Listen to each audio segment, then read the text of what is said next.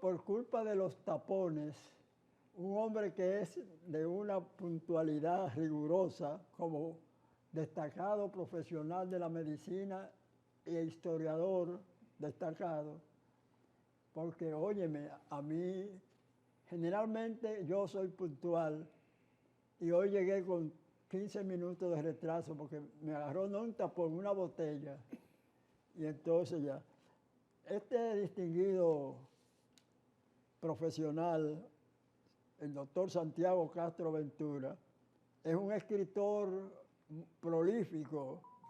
Aquí tiene, y le agradezco el obsequio, La esclavitud al doblar de la esquina tras la anexión a España.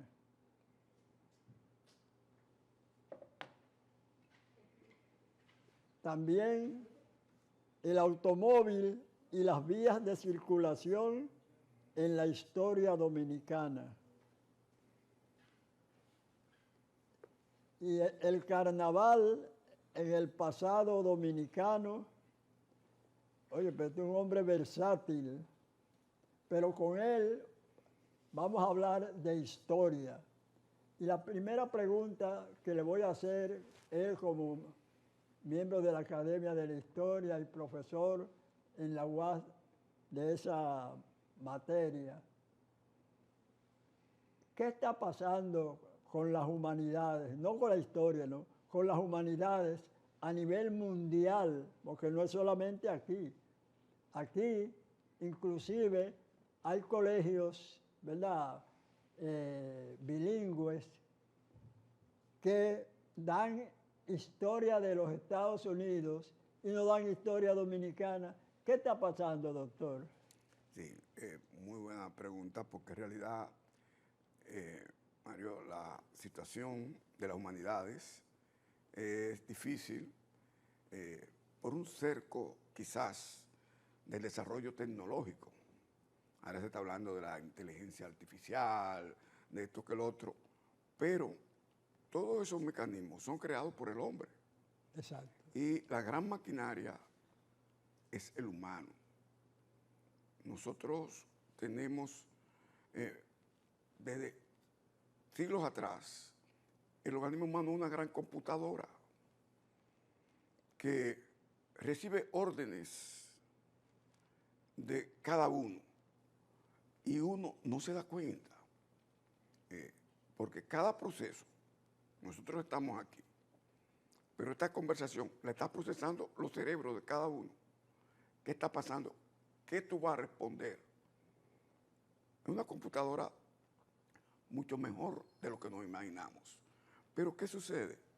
Es que se ha considerado que el conocimiento humano va en decadencia con relación a ese desarrollo tecnológico que es brillante, pero jamás va a poder alcanzarlo. Y ya se están viendo situaciones. Por ejemplo, la educación a través de Internet en múltiples países están volviendo atrás.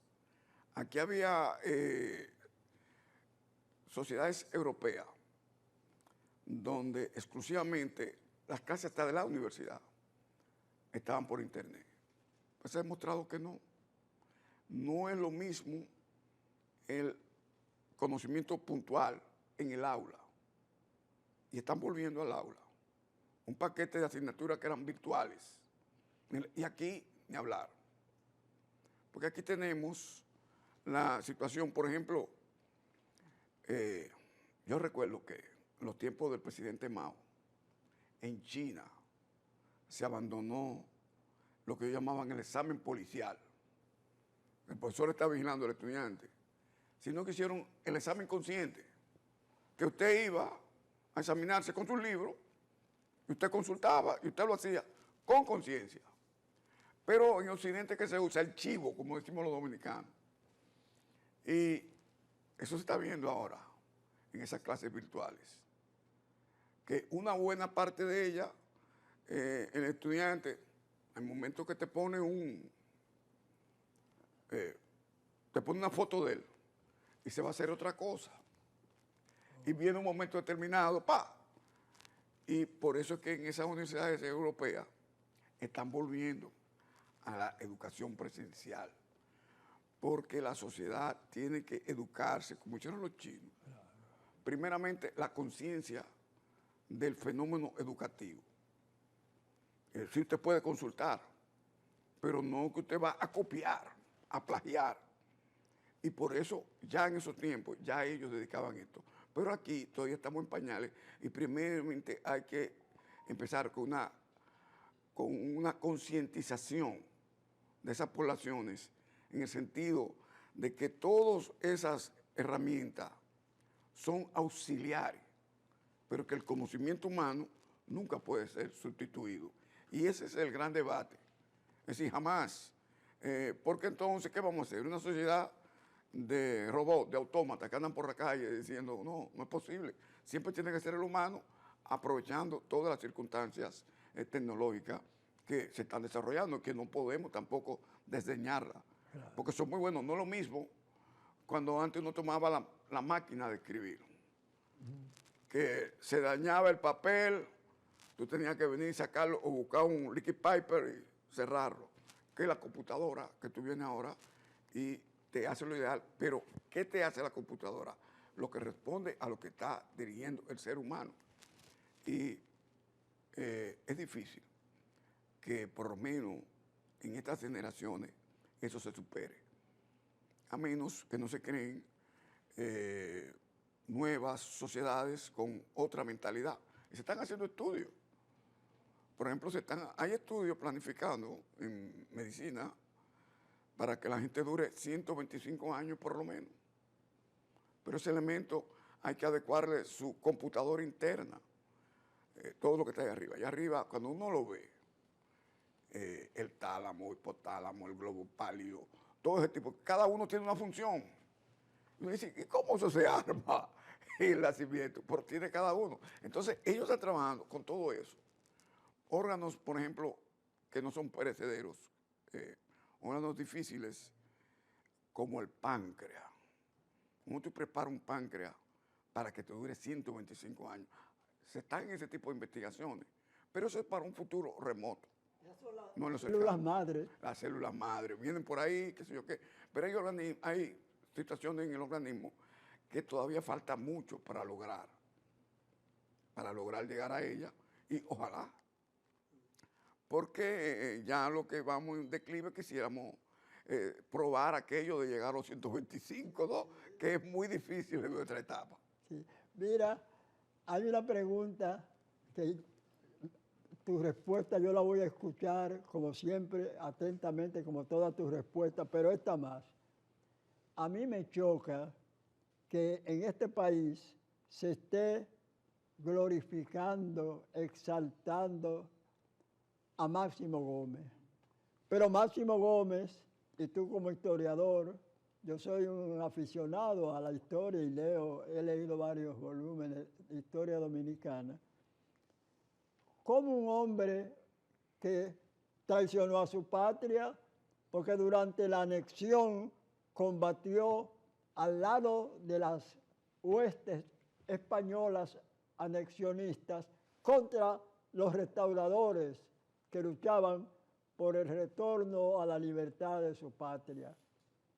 Tiene eso sentido, porque luego se va a Cuba a luchar contra el ejército ocupacionista español para la independencia de la hermana nación caribeña. ¿Tu opinión, Santiago? No, tú eres uno de los principales intelectuales dominicanos con una larga producción diversa y con admiradores como una gente que yo adoraba, que era mi papá, que tú eras uno de sus escritores preferidos, ¿no? Hasta el último día de sus días, papá siempre estuvo presente. Es una muy buena pregunta, porque de Máximo Gómez, el libertador de Cuba, el jefe del Ejército de Liberación, ese cuestionamiento siempre ha estado presente en nuestro ámbito. Ahora, ¿qué sucede? ¿Es Máximo Gómez responsable de esa situación? Bueno, hay que llevar allí. ¿Quién era Máximo Gómez? Un soldado del ejército dominicano que empezó a pelear en la batalla de San Tomé con José María Cabral. Pero era un guardia sin academia, sin escolaridad, y de repente un señor llamado Pedro Santana se le mete en la cabeza para él seguir gobernando como gobernador, anexar este país. Entonces, ¿qué pasó con la guardia? La mayor parte, esto sorprendió al pueblo dominicano. La convocatoria, hay un libro, Antecedentes de la Nación España, brillante, don Emilio Rodríguez de Morici, que hay documentos que nos dicen que desfilaron para anunciar la anexión tropas dominicanas desarmadas. Es de sorpresa. No vamos a un acto desarmado. ¿Cómo?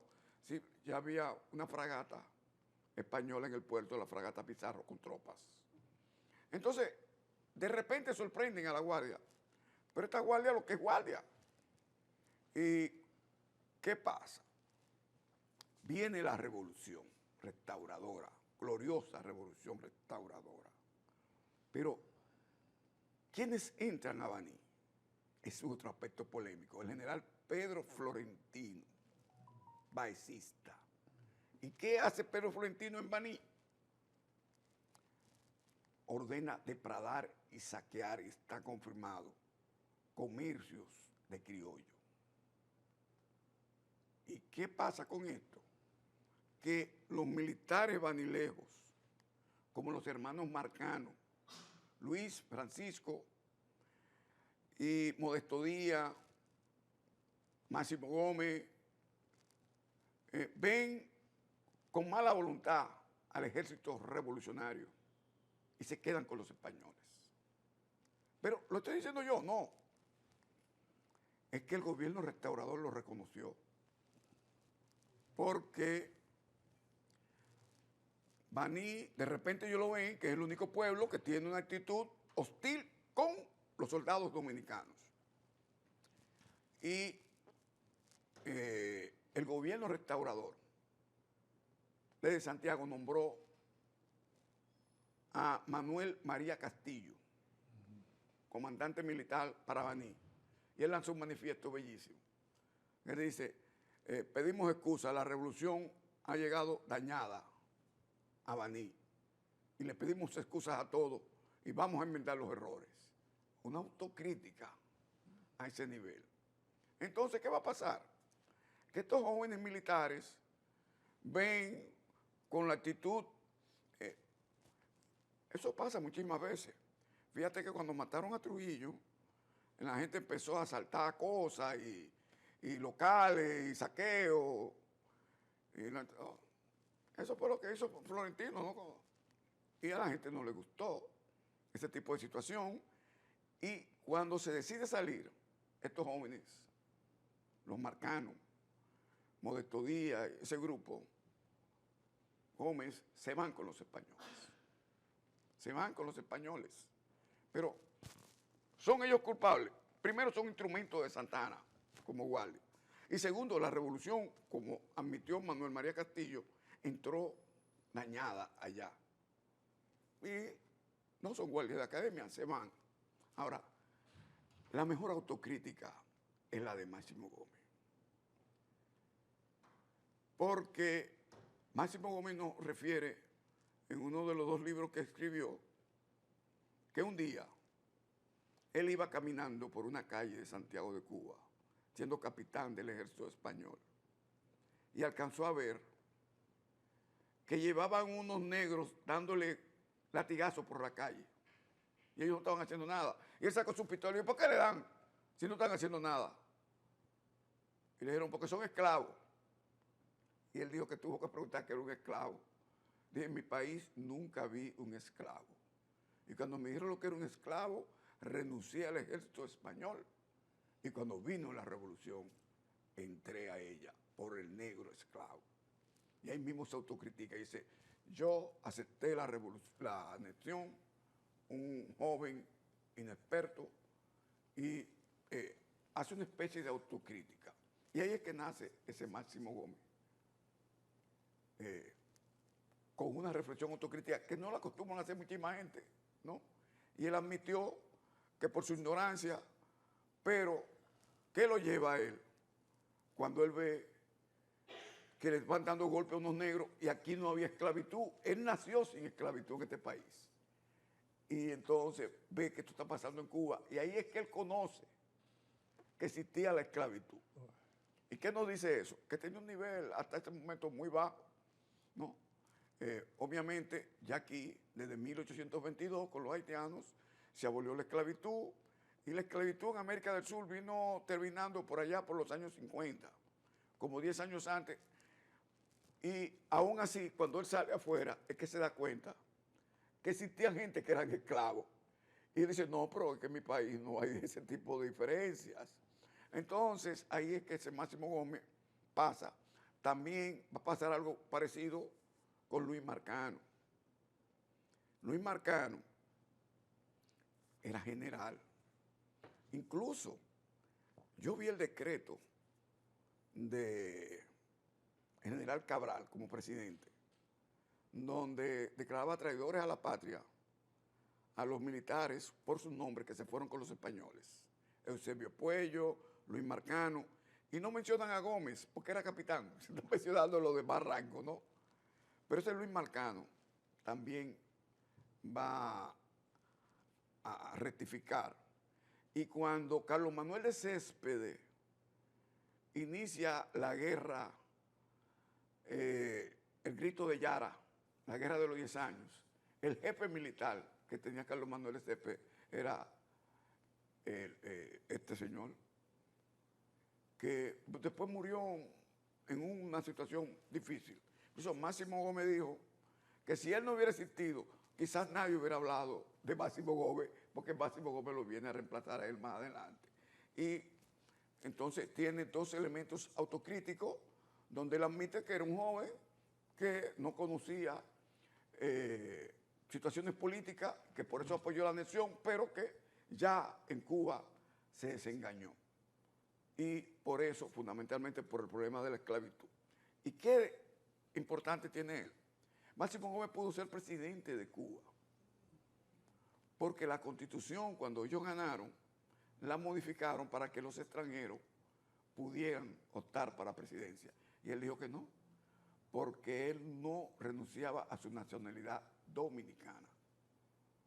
Entonces, Máximo Gómez es un bello ejemplo de cómo se rectifica errores del pasado, errores casi indirectos que nunca se imaginaba hasta dónde iban a trascender, pero que sí tuvo el valor, que cuando adquirió los conocimientos políticos necesarios, hizo la autocrítica correcta, que es lo debido en este tipo de situaciones. Hemos tenido otros ejemplos, ¿no?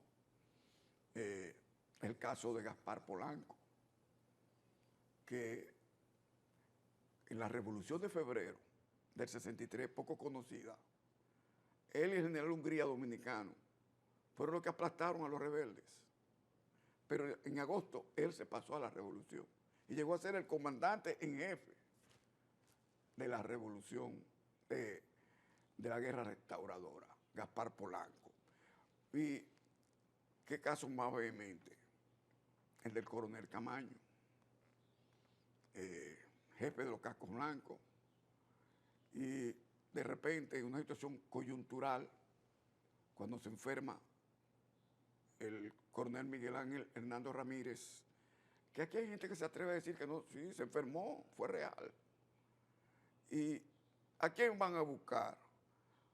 Al que está dirigiendo las operaciones en el campo de batalla de más rango, Camaño, el hombre que ve a su jefe los cascos blancos. Yo leí una comunicación de Papa Tavera que decía que él, como que no se sentía bien los primeros días hablando con Camaño, que era el hombre que reprimía con los cascos blancos, pero que Camaño hizo una autocrítica. ¿Y qué pasó? Su mejor autocrítica, yo viví la guerra, estaba en San Miguel, yo Sí. en Villa Francisca. Y yo recuerdo, siendo adolescente, que un día llegó, en los primeros días, que había tiros por todos lados, un grupo como de 5 vehículos. Y se desmontó todo el mundo. Y alguien dijo, ¿quién es de ahí? El coronel Camaño. ¿Qué es que está dirigiendo? Primera vez que yo oí ese nombre. Y se desmontó Camaño con una ametralladora, gordito, y dio instrucciones y siguió. Después, ¿qué pasa?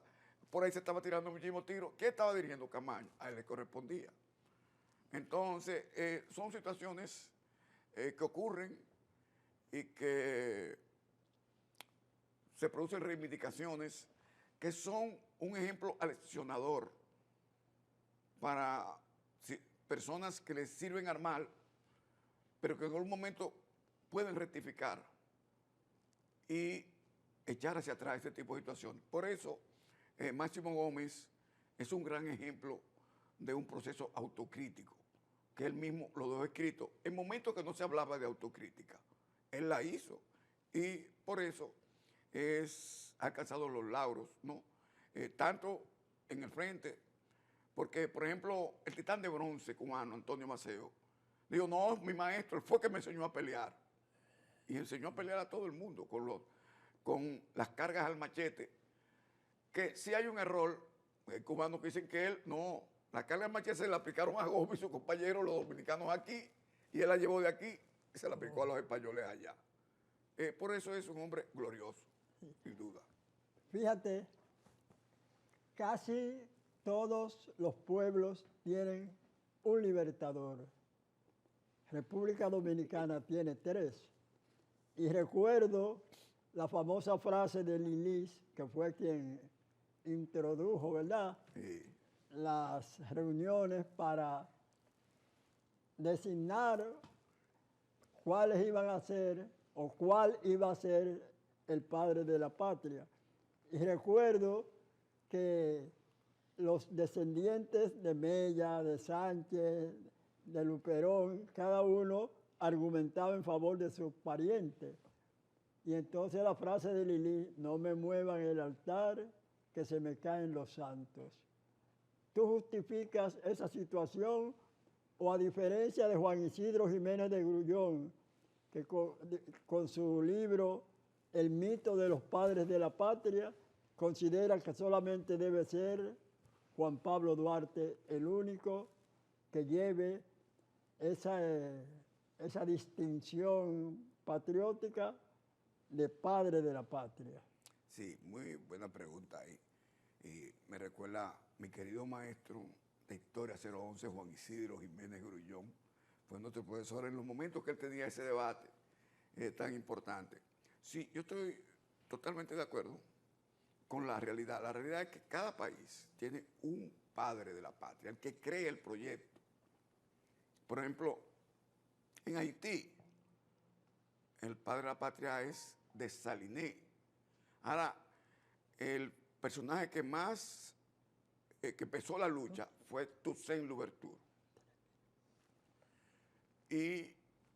Pero el padre de la patria es Dessalines. Lo mismo que en Cuba uno cree que José Martí es Carlos Manuel de Céspedes, el padre de la patria que fundó aquí. ¿Qué pasa? Aquí hubo gente que quería que esto fuera una colonia española, esto fuera una colonia francesa, que siguieran los haitianos. Y es Duarte el que señala que no, que aquí lo que hay que conformar con todos los habitantes de la parte este un nuevo país. Los dominicanos se llamaban hasta esa época dominicanos españoles, y él es que le quita el pedazo de español para que los negros que tenían de confianza se unieran. Entonces, el que crea el proyecto es Juan Pablo Duarte. A partir del 26 de febrero de 1844, lo que se va a defender es un nuevo país con un nuevo creador, que es Duarte, el exclusivo creador del proyecto. Incluso Sánchez y Mella no son ni de los 9 primeros trinitarios. Ahora, ¿por qué esta tríada se creó en los tiempos de Lili? Porque se le negó una estatua a Juan Pablo Duarte. Se hizo una solicitud y el gobierno dijo que no, porque Juan Francisco Sánchez, hijo de Sánchez, era ministro del gobierno de Lili, y Manuel de Jesús Galván, santanista, era ministro también. ¿Y qué pasa? ellos rechazaron que a Duarte se le hiciera una estatua, y ahí es que viene la polémica, el planteamiento. No, que son 3, pero ven acá, es que el que crea el proyecto es Duarte. ¿Y por qué se hace la tríada? Para complacer a Juan Francisco Sánchez, que era ministro de Lili, y no podían llevar a Santana, pues cogieron uno de los santanistas, que es Mella, porque hay que señalar que Sánchez era baecista y Mella santanista. Entonces los unieron a los 3. Nunca fueron íntimos ni Sánchez ni Mella de Duarte. Los amigos íntimos de Duarte fueron Pina y Pérez. Sí. Bueno, caramba, con este hombre no quisiera pasarse horas asistiendo, no como entrevistador, como alumno. Pero hay algunas preguntas que se nos quedaron, sobre todo una muy importante. ¿Por qué los restos de Santana, el anexionista, entreguista, están junto a los de los próceres dominicanos más relevantes? Le agradecemos la atención dispensada a Vertiente de Opinión. Esperamos contar con el privilegio de esa atención que tanto valoramos. Hasta la próxima. Hemos presentado Vertiente de Opinión, bajo la conducción del periodista Mario Emilio Pérez.